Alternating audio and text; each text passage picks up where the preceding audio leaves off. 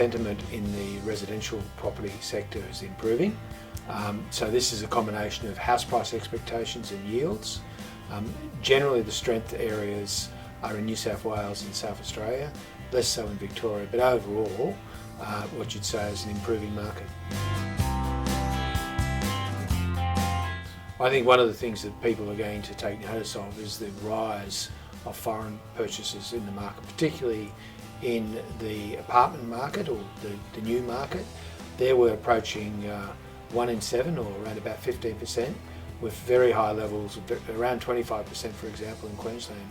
So this is an example of essentially foreign buyers, particularly Asian buyers, in the new market, which doesn't need Foreign Investment Review Board approval. Also, I think interestingly, in the existing market, almost up to 10% of the flow, which to me seems a bit high, but when you look at it, very, very strong readings in New South Wales. I think basically some slowing, although we've revised up our forecast to about 7.75%. Obviously, after 13% growth in Sydney, I think it's going to come off a little bit, but it's probably going to be one of the stronger markets. The other market I think that's going to be quite strong is Queensland.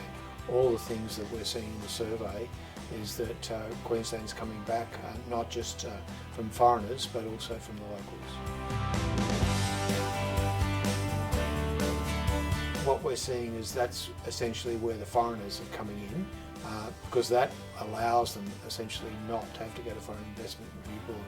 So one way to think about this is if you look at building approvals over the last 20 to 30 years, we used to get 4 house approvals for 1 apartment approvals. Today, it's about 1 for 1. I think the main problem that people have is affordability. Yes, interest rates are low, but it's still very expensive out there.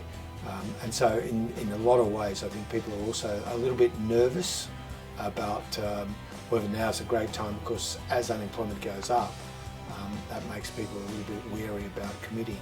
But at the end of the day, I think it's housing affordability for the person who's basically trying to get in there.